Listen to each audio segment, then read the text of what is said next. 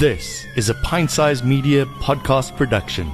Welcome to my podcast, Projeni. Thank you so much for joining me. I am with Projeni Pather, and we're going to get into exactly who she is and where she comes from and what inspires her and makes her awesome.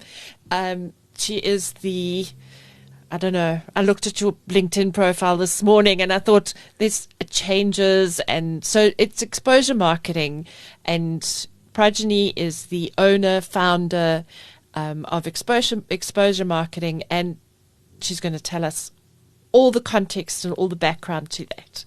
So, hi.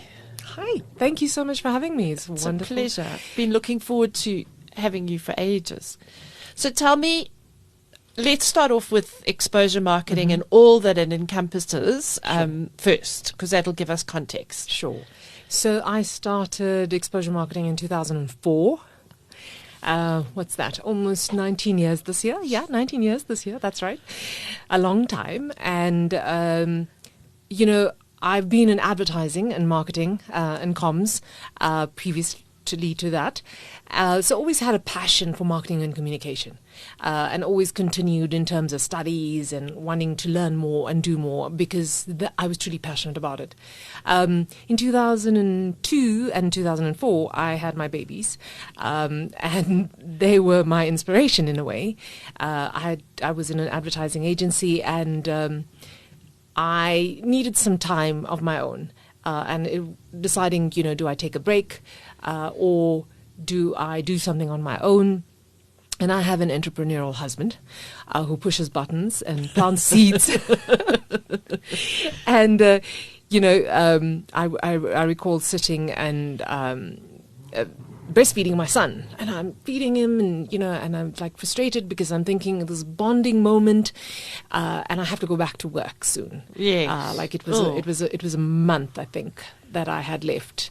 And he said to me, because we had traveled before that, and we had seen the concept of a baby show in London. Oh, wow. Okay. And it was quite fascinating. And when he saw the reluctance to go back, he said to me, why don't you try this in South Africa? There's nothing like it. And I thought, he's absolutely smoking his socks. I was starting to think about it, and I thought, do you have any idea what that entails? Like, what do you think I am? Like Superwoman? I was just horrified that he could even suggest this. But, and he left it at that, and we had these magazines that we brought back, and he left it near me. And then I got back to work, and I was feeling quite an outcast after the babies. The advertising industry is fast moving, spinning. If you leave at 5 o'clock, it's half day. Exactly. And I was trying to find my feet again, and I really felt like I couldn't fit in. I had to move over new accounts and things like that. And I was trying to find my place again, and I really struggled. So I had a lot of downtime because we had a lot of, account changes and things like that.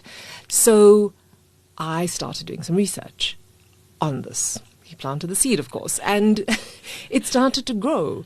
And that's how I launched exposure marketing. So exposure marketing was launched to run a baby exhibition in South Africa. And that was the primary purpose of it as an exhibition management company. That was going to be my first one, and I'd explore. So that's how it all started. That's amazing. And that's the first time I've heard the story. I mean, we have known each other for, sure, more than 19 years because, So tell me, when it came to setting it all up, what were the challenges that you had to overcome to get it going, to get it off the ground? Yeah. So interestingly, at that time, the internet was booming, starting to take over off, and there were resources that you could find, but not as much as today, not as accessible as today. You still had to dig deep. We still printed lots of stuff. We still, were faxing. And every time we got an email, then it went bing, the excitement was exploding, right? And then you printed it. Yes. You had to print.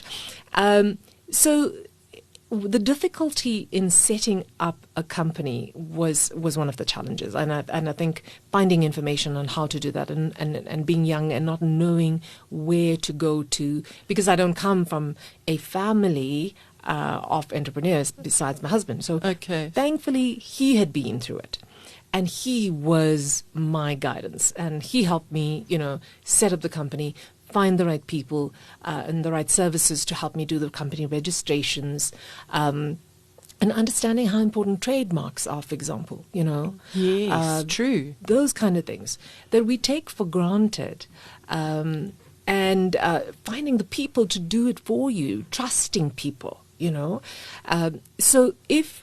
which is why I'm so passionate about mentorship, I think, it is having somebody that can guide you when you're young and starting up a business, that can show you the ropes, and it saves you so much of time and money.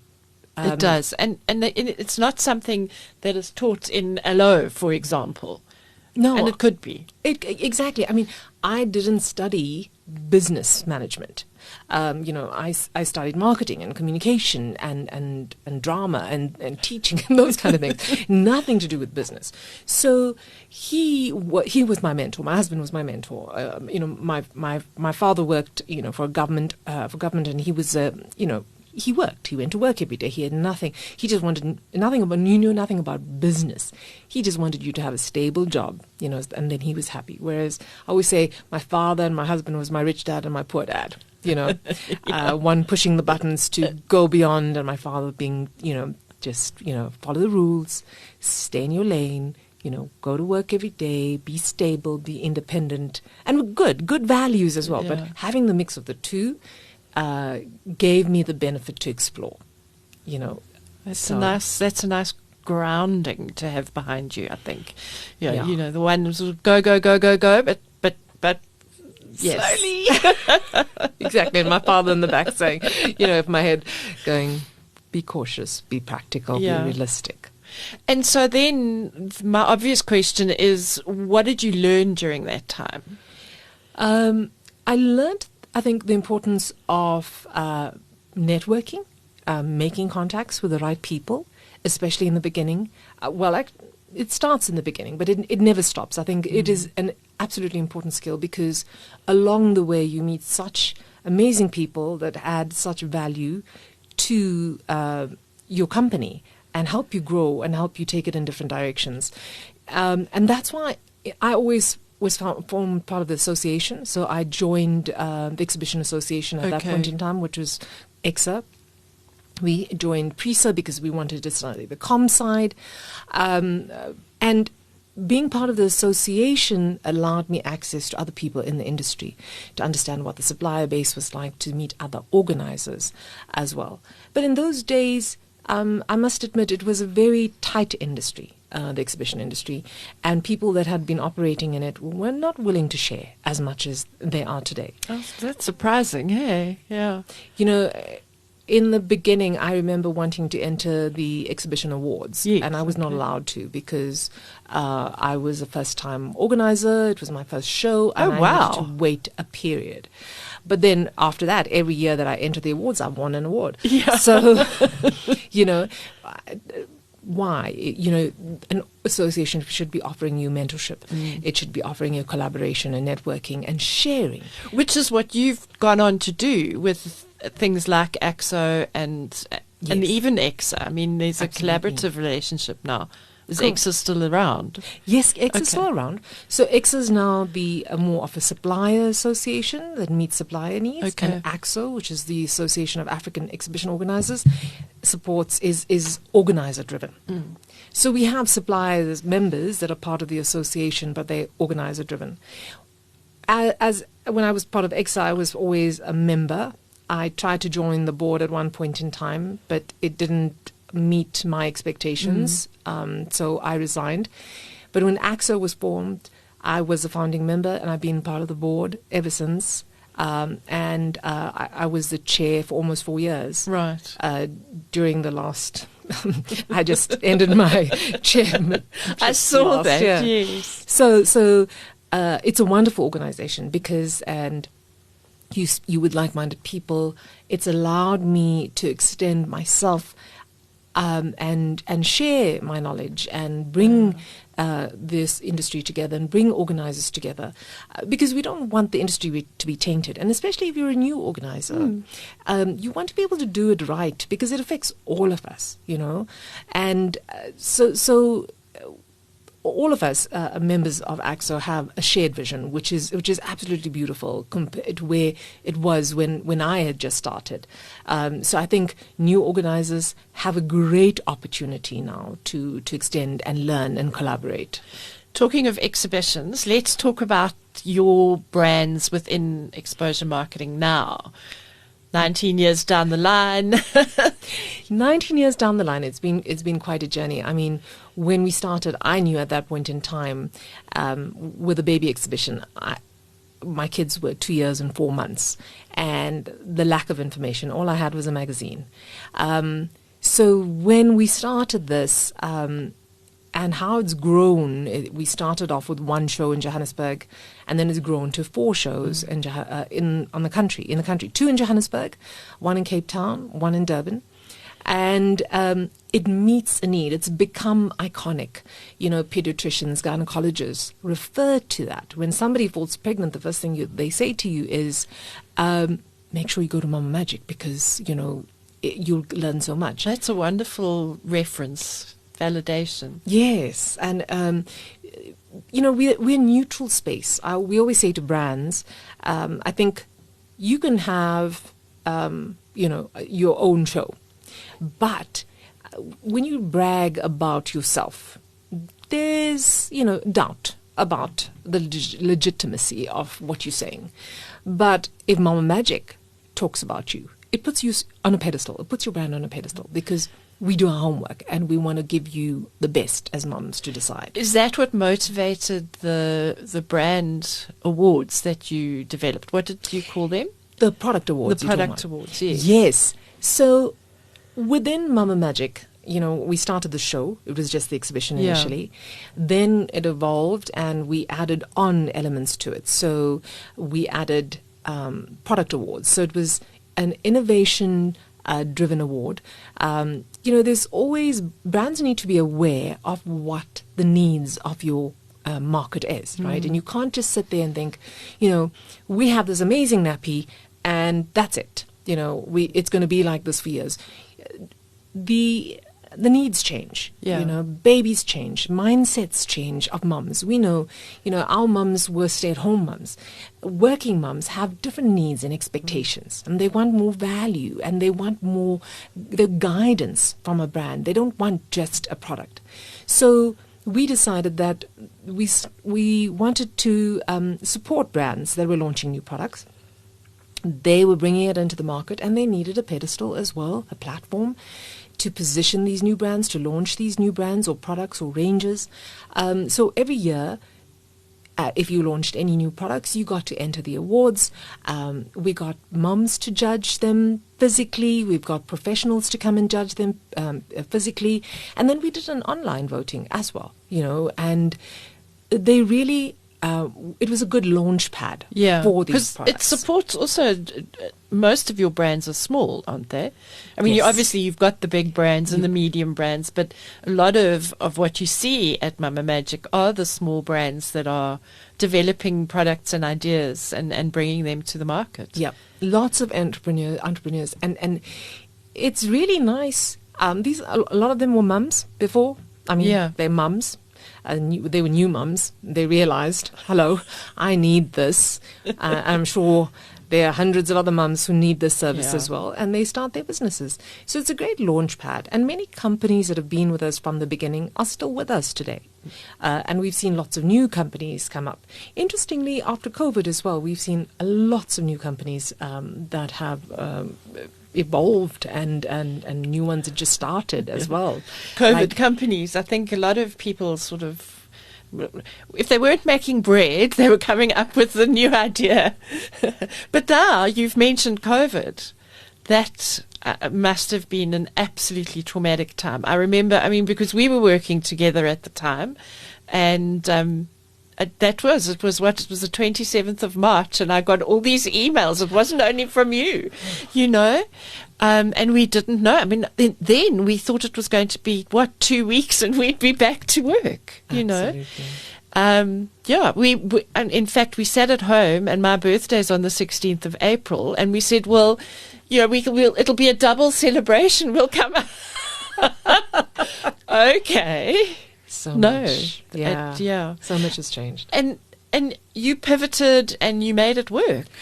We did. During COVID, I was currently the chair of AXO at the time. So it was a very important time for the industry because we needed to do a lot of lobbying with government because there were restrictions. Huge. We couldn't, certain industries had to scale down. We couldn't operate at exactly. all, right? And so the damage was massive. I mean, lots of exhibitions tried to go online, but the purpose of an exhibition is face-to-face, It's the tangible, tactile. Exactly. And you always talk with an exhibition that's the five senses. That's right, Okay. the five senses. And how do you bring the five senses online? Not easy. Not easy. So we had to be very creative. Many companies had to be very creative because those industries that they served, the sectors in which the exhibitions supported, still needed them. So there was participation to some degree. There was smaller events that managed to take place because eventually they said maximum 50 people, Yes. but financially to host an event for 50 people. No. Doesn't make sense. So we lost a lot of professionals who were retrenched, sadly, and had to go and seek other work. So now it's about building back this industry. I mean, even last year, the first show that we did in April last year, we had to keep to 1,000 packs. Okay. So we had Wow. time slots. So again, you have to be very creative. Have time slots, 1,000 packs at a time. We still had masks. We still had sanitizers. That was just a year ago. That's not too long. No. Right? But then again, how did we change as exposure marketing? During that time, thankfully, we have a huge following on our digital platforms, and that's grown through years. And as mums the drop magazine. off, and our magazine, exactly. So as mums drop off and new mums come on, and the magazine went digitally as well. So we have great communities on our social media platforms. Lots of information available for mums, where mums can share, mums can learn. We gave them lots of guidance. We brought on a lot of experts. And it was all about keeping up the communication and the bonding because they needed that. They needed it so that they didn't feel so alone. So we did that on the Mama Magic side. And I was working really hard for the exhibition industry. Yes. We formed the South African Events Council, collaborated with 14 other event associations, and it was it was great to meet these. I've never met these people before. Interestingly, I've been in the industry at that point in time, 16 years? Yeah. And we've never met. So, And it just shows you then how vast it actually is. right? And if it wasn't for COVID, would we have never collaborated as similar associations, And I found myself in a different space, working closely with the Department of Tourism, working closely with the DTI. It was a great opportunity to learn again. And like I say, never too old to learn, Yes. right? And towards the latter part of that, and I was trying to think about, where do I go with all this information that I'm sitting with? And I've made amazing contacts and wonderful networking, collaboration with people that do such good work within the tourism space, within the exhibition and eventing space. So last year we relaunched Exposure Marketing as an exhibition management company and an exhibition and marketing management company. All right. So now we've got Mama Magic. Yes. But we realize that, and we've won multiple awards, like I've said, over the years, because we know how to do it and we do it well. And it's very important to get an exhibition right. So now we're able to offer our service to international companies and local companies to organize their exhibitions for them. Right. Because everybody has a great idea. But they're not always great ideas. But then, and the execution as well. Yeah. You know, And it's the most important part of it. Yeah, if you don't know how to execute it, you're going to waste a lot of money. Oh.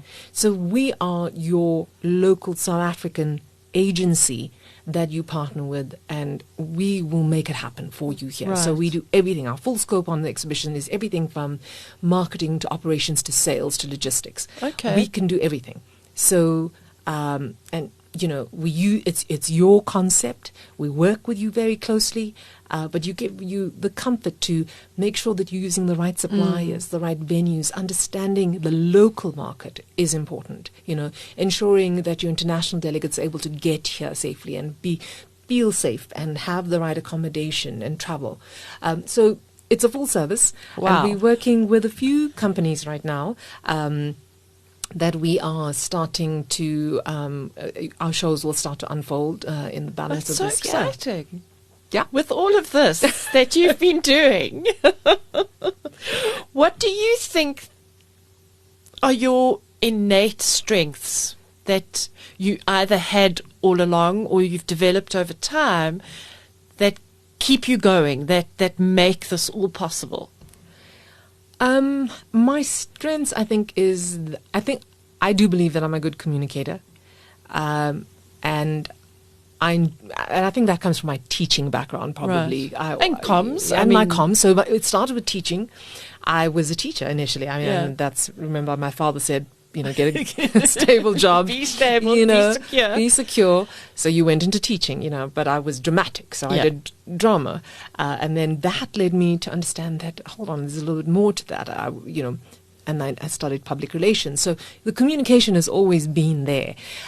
So I'm able to communicate, I'm able to educate and teach. And working with people, whether in an association or whether building my own company and my own team, to be able to guide and teach so that they grow Yes. is really important. And I think that's an innate strength of mine, to be able to balance that with empathy and education, and take them on their journey. I also believe that I'm a great marketer and a creative I would person. definitely agree with that. I would even add a little bit of a visionary. Thank you. No, really, yeah. I do think so. Thank you. I love the creativity, and I had an amazing mentor in my advertising agency, Gerald Harvey. He was truly a creative spirit that inspired me so much. And when I left there, he was always in my head, pushing buttons and making me think of other ways of doing things. And he had the most amazing ideas and concepts across brands that we worked with, from financial to FMCG to corporates. It was truly fascinating to see how he'd take a campaign and make it work. Okay, yeah. So having those people that tap into your strengths there and make you realize that you can do this.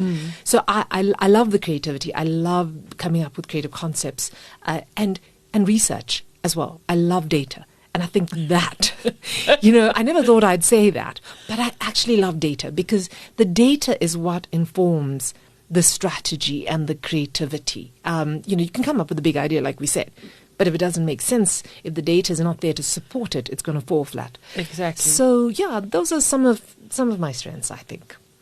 Let's move on to a little bit more personal. Tell us, who inspires you, or what inspires you? Because it's not always a person. What inspires me? I'm stumped. There's so much that inspires me, I think. It's just the people around me that I work with. They inspire me. When I see people and understand their strengths and their stories, it's inspiring. No matter whether you might be, a number one bestseller or, keynote speaker, or you could just be somebody in my office that started from scratch and is growing.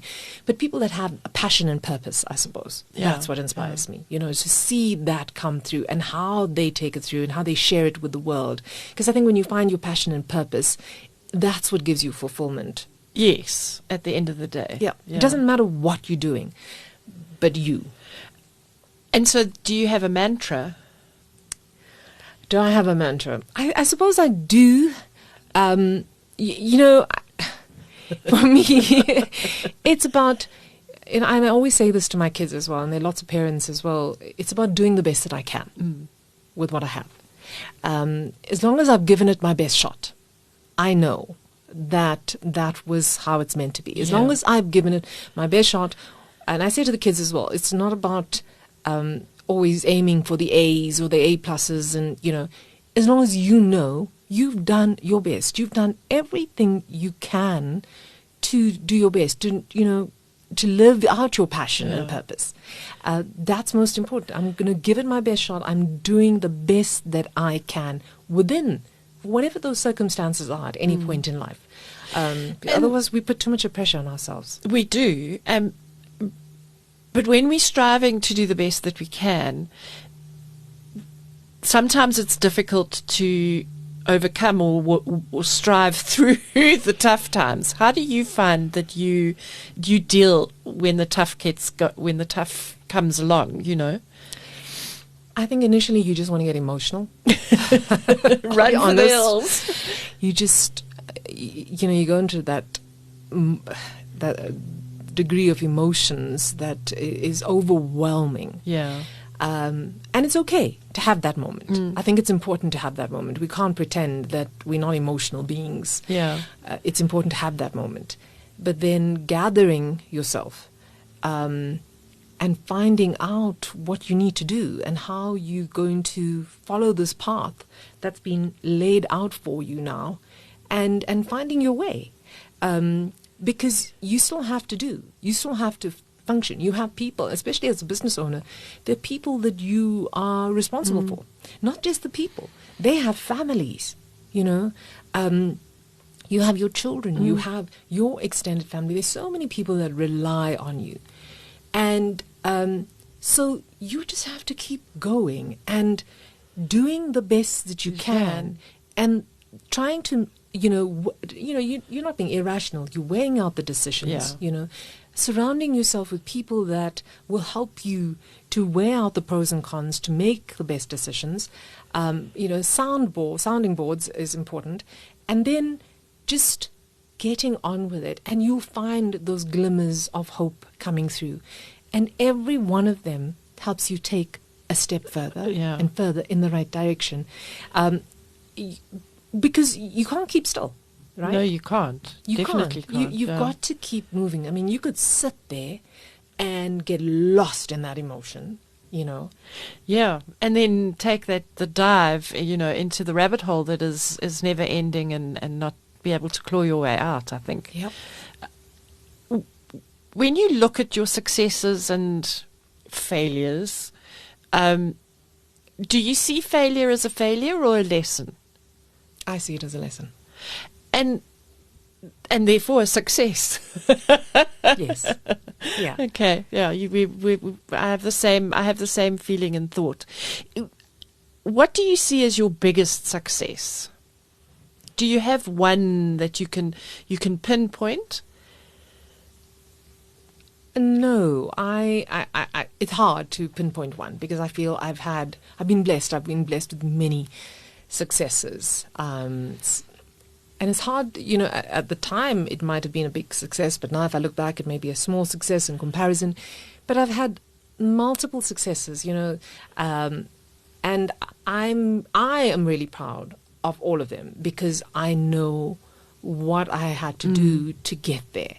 You know, I do believe that coming from a poor community, and being able to grow to where I am today, and being able to go back and share my story with that community of people to inspire them and to help them find their passion and purpose is so important. And I think maybe that is probably my biggest success, knowing where I've come from with the little that I had, but having that, the drive to push ahead and do more and be more for myself, not for anybody else, you know. We often fall into this trap of wanting to please other people. Especially as a woman. Especially as a woman. And this is might be debatable, but I say to people, I don't ever tell my children that I'm proud of them. Okay. Their success is not for me to be proud of. It's for them to be proud of. Right. They worked at it, not me. I'm happy for them. I'm elated. I like that. But it is their pride. Yes. They put in the effort, not me. So, I you really know, when like you keep that. telling your children, I'm so proud of you. Yes. You build a child that is only working to make you proud. Yes. Yeah. I want so to make my true. parents proud. Yes. No, you want to make yourself proud. Make yourself proud That's first. a fantastic perspective on that. You know, your parents are happy for you. Yes. You know, they're there to support you. But don't make me proud. Don't work to make me proud. Don't do things to make me proud. You should be proud of Right. what you have achieved. Because you're the one that put in that hard work, not me. I've been here. I've supported you. And I'll always be there. But you be proud of yourself. And, you know, you watch it. I hear in movies. I see it in books. No. And I keep hearing this, you know. And we see it. One place we see it all the time is on Facebook when people they reach 21 and the mom and dad they post all over Facebook how proud they are of the child that they have become. And yes, I agree with you definitely. I mean I tell Jason all the time that I'm proud of him, but actually he needs to be proud of himself and know that I'm happy for him. Yeah. Because Right. we don't want them Love to keep that. working to. We don't need to make our school friends proud or No. our parents or our extended family. We're not here to do that. You know, they are our support. They will always be happy for us. But what I have done, you've been in my support group, but it was my hard work. Yes. You know, that I need to be proud of. Yeah. Because so it's a little thing, but for me, That for me, that's a light bulb moment. Before we go on to my quick fire questions, Okay. how do you think you're going to measure your life?